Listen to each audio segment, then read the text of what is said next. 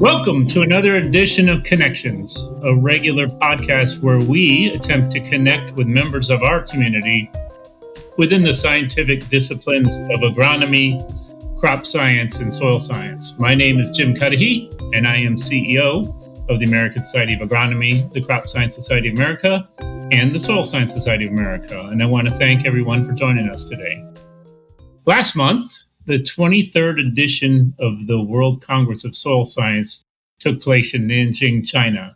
In conjunction with the Congress, actually during the week leading up to the Congress, the International Soil Judging Contest was held, the fifth of its kind. And this contest has taken place over 5 different locations across the years. And today, I am joined by 3 people who were closely involved with the soil judging contest. First, we have John Galbraith, who was co-chair of the contest and who's a professor from Virginia Tech. Next, we have Liz Eroshenko, who won back-to-back National Collegiate Soil Judging Championships herself as president of the Virginia Tech team, but now serves as a master's student and assistant coach at the University of Nebraska-Lincoln. And finally, we have Holden Mrizek, who is taking a well-earned road trip across the U.S. He tells me he's in Peoria, Illinois at the moment, after coming home from China as the 2026 overall individual champion of the International Soil Judging Contest. I also should mention that Holden just completed his undergraduate degree at, no surprise, Virginia Tech. John, Liz, and Holden, thank you for joining me today. Thank you for having us. Thank you. So, John, let me start out with you. I think a lot of people might not be as familiar with soil judging itself. Walk us through the dynamics of soil judging, who sets it up, who participates, and overall how it works. So at the international level, once every 4 years, there is a World Congress of the International Union of Soil Science. And this was the 5th time that they held a soil judging event. When that happens, it's an open invitation to all countries to submit a team of students. And it's a team of 4 students with either 1 or 2 coaches that come along. So there's essentially no limit on the number of teams. There's no qualification for the international contest. But the team has to be sponsored by the National Professional Soil Science Society. So the SSSA in the United States sponsored 2 teams from the United States to go to the international contest. So we had 72 students this time. We had 18 teams from 14 countries, and it was a wonderful international goodwill event. Great. So, as John just alluded to, and I mentioned earlier, we all just got back from Nanjing, China. I think we're past the period of jet lag, though that was formidable for me anyway, in 2024 World Congress of Soil Science. Liz, talk to me about that international competition in a bit more detail, how it operated, and what was your role in the contest? Yeah, so like Dr. Galbraith mentioned, this was the 5th international contest, but it was the first one that was organized by the International Union of Soil Science Contest Working Group, which was organized by Dr. Brian Needleman from the University of Maryland. So there are different committees and different members from across the world that help prepare aspects of the contest, such as making a handbook with all the rules or social media to spread awareness. So myself personally, I helped with the working group, developing parts of the contest, as well as with the social media.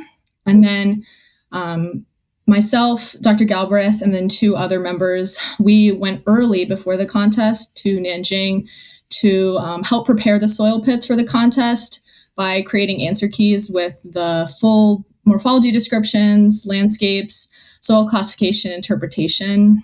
And then during the contest, I was also able to give a presentation on soil interpretations.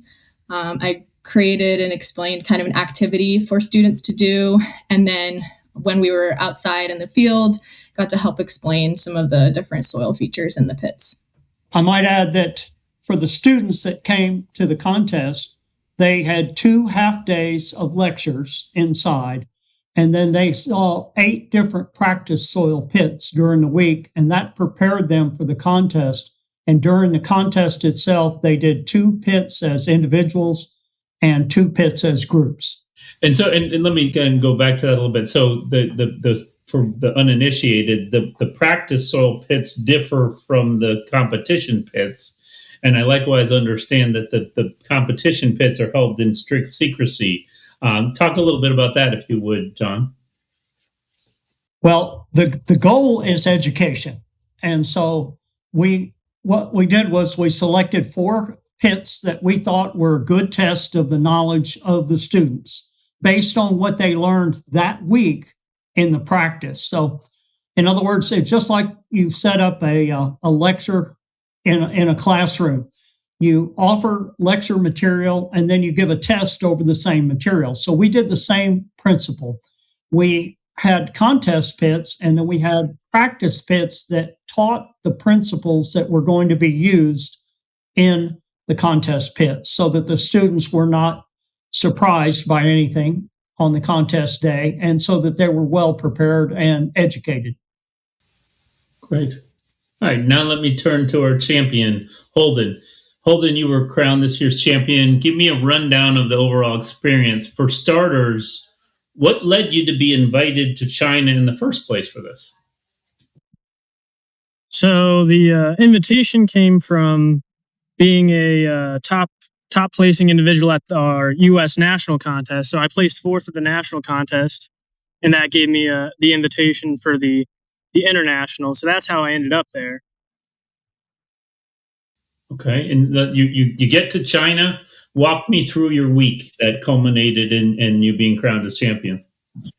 So once we got there, it was kind of we had a nice chill day the first day to get acclimated, and then that evening we had a nice dinner with all of the teams. And I think one of the best parts about the competition was making new friends from everywhere. So that was honestly the goal of the entire week, was to meet new people from different places and become a tight-knit community of soil scientists from across the world. So that first night we got straight into making the friends, and then the next days we all went out to practice pits together, the lectures, and we were all helping each other learn. It was no like don't help other teams or nothing like that. We were just all having fun. So we spent a lot of time learning. That was the most fun part about it. All right. So you entered this contest with 72 students involved, participants from 14 countries from all over the world. Did you think going in that you had a chance to win? I think there was definitely a chance for me to win, but I think anybody could have won, especially from the United States, just because we have so much experience doing the soil judging. And soil judging gets so subjective at times that anybody can win. And I just made the right calls when I did, and I didn't get lucky. I made good, educated decisions that led me to win. All right, so now that you have that on your resume, international soil judging champion, something nobody can ever take away from you. Has this changed the way you're thinking about next steps for your career? I wouldn't say it's really changed any decisions I'm going to make. I think I was already kind of planning on going into the soil science route, doing soil descriptions probably for the septic stuff at first, doing some of that. So I think that was kind of already my plan, but this just kind of reinforced that I'm kind of good at it, so I could probably make a career out of it. Okay. All right. And just for the group, whoever wants to answer, most of the participants from countries other than the U.S., maybe all, if I'm not mistaken, in the soil judging contest were graduate students, that except for the U.S., who were all undergrads. Why is that? Why is it that they're undergrad in the U.S. and graduate from everywhere else? How about you, John? Well, I think, for one thing, the American students get a lot of experience. So we have a set of regional contests that are held. There are 7 regions in the United States. And so the students get experience at a regional contest, and then they get experience at the national contest. And so I think coming in, our undergraduates have more experience than even the graduate students. from the other countries. I'd say in other countries, they might emphasize classroom learning. And maybe in the US, we emphasize a combination of classroom and field experience. What do you think, Liz?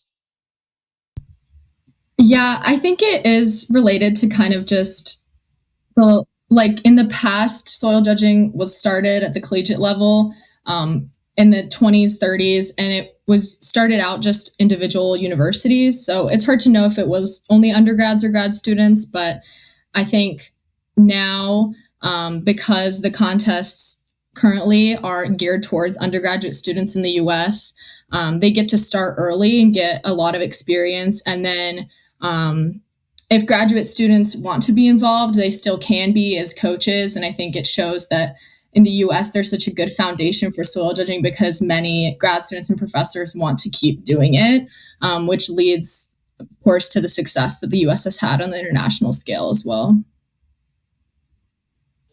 All right. So we have the regional and national soil judging contests here in the US every year, the international competition every 4 years. As you mentioned, there's a long history, as you mentioned, Liz, a long history of soil judging for 70 years or longer. But what do you see as the future of soil judging? Is there additional opportunity to get more people, more countries involved, more students involved and aware of soil science, and use this as a platform to build exposure for soil science and agronomy? I think that the future of soil judging is really exciting because right now it's really growing on the international scale. So it'd be great to see more countries continue to develop competitions, either in their continent or in their countries, so that students have more opportunity to build those skills that they can use instead of only doing that every 4 years. And then I think in the US, the biggest priority would be to just make sure that the programs have funding and institutional support, because there are many interested students and coaches, but it can be very cost prohibitive with just travel and the equipment. So that would be great to see in the US, just expanding it across the country and having lots of support. But I think it's a very exciting time for soil judging, and it's a really impactful experience that gets students kind of out of the classroom with their peers in a fun, competitive setting that gets students hooked into soil science. Yeah, I think of the visual of students standing in soil pits. You don't get very many better photo opportunities than that. What do you think about that, John? Are we doing enough to take advantage of the soil judging contests? Well, Liz has spearheaded an effort to find out how much interest there was and to drum up more interest in soil judging. And so you may be aware that that Liz and Jacqueline Fiola and some others established a fund from the Agronomic Science Foundation to help teams either start a new team. So in other words, a college that maybe never had participated before, or one that had participated in the past and was inactive. And so that funding has really, really helped to generate interest in soil judging. And I think we can, I think it's got a lot of momentum in the US, and the contests are getting bigger and bigger with more participation each year. So we must be doing something right. Yeah. I think we've emphasized the educational side of it, and then also we've tried to make it fun. And anytime students have a chance to learn something and have fun while they're doing it, I think it's going to be successful. Well, and this could be for any of you, probably Liz or you, John, but if there is a school out there that has been interested in participating but just hasn't been able to pull the trigger, walk me through what the steps are that they should take in terms of when they should show their interest, when they should start gathering visibility within their university, when they need to apply or otherwise make arrangements to be at the next year's, which is, I believe, going to be at Colorado State, correct? Yes. So again, the regional contests are held in the fall each year. And so I guess I guess word is spread about soil judging either through social media or websites or at professional meetings like the SSSA meeting each year. And so maybe faculty at a university get wind of this or hear about it or talk, they get news stories in the CSA news or news stories through the NRCS. And so they see it as an opportunity maybe to give their students some experiential learning.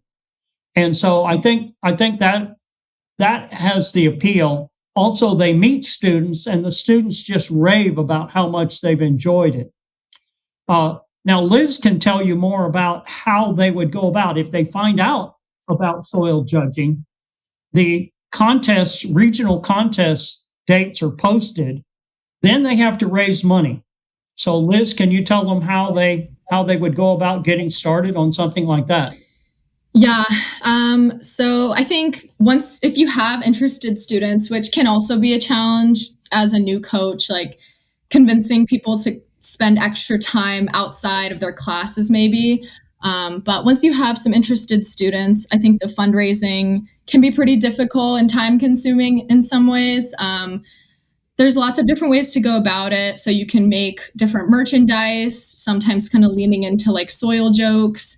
You can ask for corporate sponsorships. So that was something that we did at Virginia Tech that was pretty successful, is reaching out to companies or nonprofits where our skills on the soil judging team would then translate as like employees for them. So something that those companies are interested in. And then they can choose to support the team with a couple $100 to send the students to the competition. There's other ways you can do bake sales, other creative like arts and crafts. And then, like Dr. Galbraith mentioned, we did create a grant, and then that teams and coaches can apply for. And then oftentimes university or departments will also contribute to faculty if they request funding as well. Okay.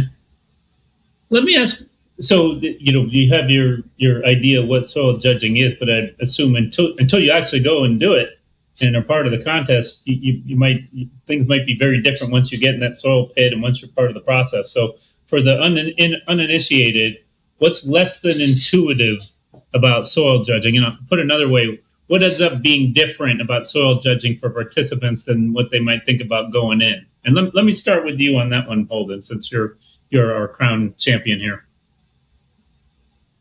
Well, whenever I tell somebody I'm going to do soil judging competition, they kind of look at me like I'm crazy. Like, why are you going to go look at the dirt? But I mean, it's really a fun experience where you get to go spend a whole week with a bunch of your friends. Every morning you get up early, you go out, you get to go look at a bunch of soil profiles, describe soil more in depth than you'll probably ever do again in any career setting. So it's like the best learning you could ever do for a career in soil science. And I mean, you just get to go have fun with all your friends. Yeah, that's the big part of for me. I just like going having fun with friends and playing in the soil. Yeah. How about you, Liz? What's different about soil judging than what you thought before you started doing it? Yeah, I think Holden said it really well. I think the biggest surprise about soil judging is that it's not all about the soil science. I think that's how you draw people in, get them kind of interested. But the competition aspect makes it really fun to learn, and also doing it alongside a team. It's like a supportive environment. Almost like if you were on a varsity sport, you're going to travel to competitions together, have all this time together, practice together. And so you're going to create really deep connections and lifelong friendships. And I think that for me, that was the biggest and most special part of my experience. And I think it's one of the reasons why in the US, so many people stay involved long after they graduate from their soil judging team. Okay. How about you, John? Anything, you've had years of experience with it, but what do you, as people get more involved with it, what do you think surprises them about the whole experience? Well, I think they get surprised at how interesting soil can be.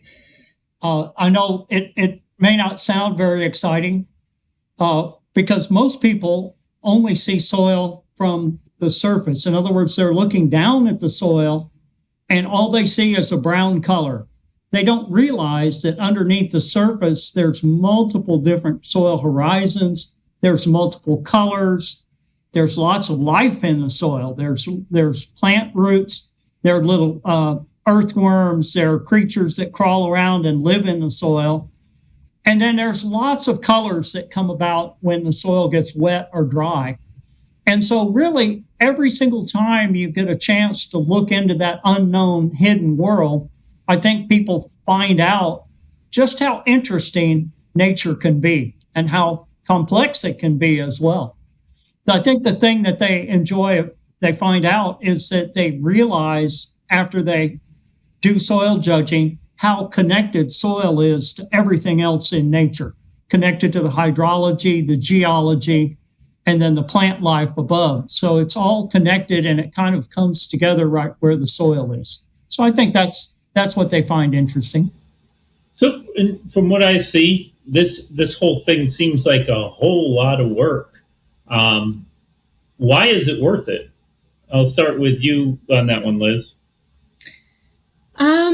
I think for me now as a coach, and hopefully I will continue doing it in the future, I think it's about giving the next generation of students the same experiences that I had. Dr. Galbraith was also my coach, and my experience on the team and in his classes just shaped my entire career and introduced me to lifelong friends and gave me confidence and skills that I use every single day. And so even if it doesn't change somebody's career path, it still gives students a fun way to have hands-on learning, build friendships, and kind of be a part of that weird little nerdy community.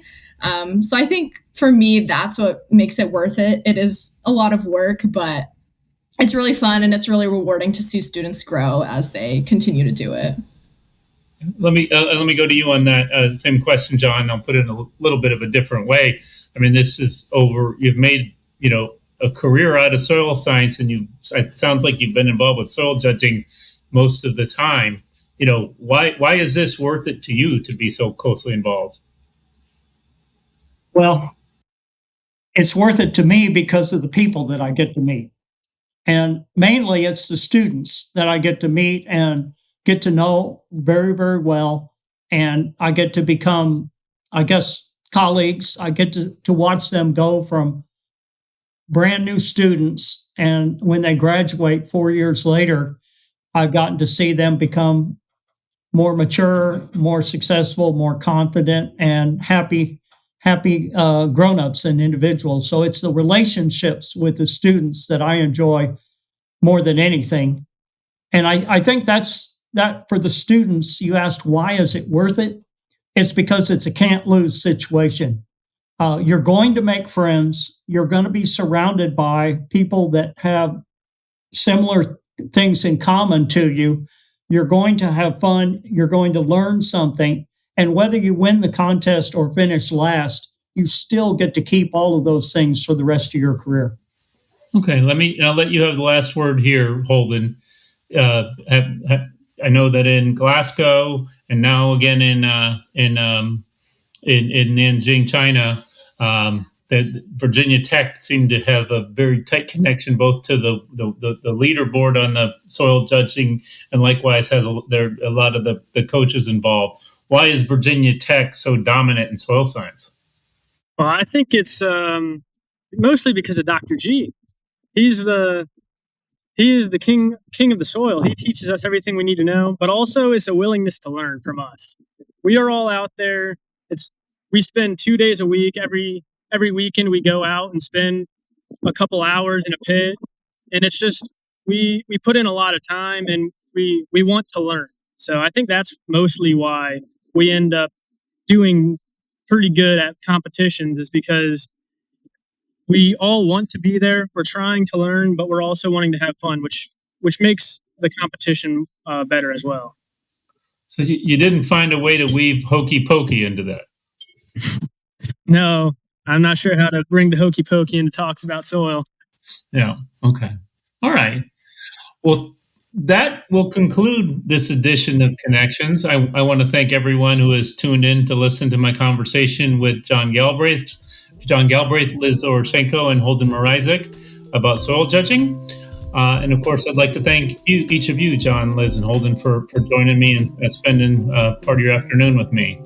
And I look forward welcoming back all of our listeners to a future episode of Connections. Thank you for listening to Field Lab Earth. More information can be found in the description below. Thank you.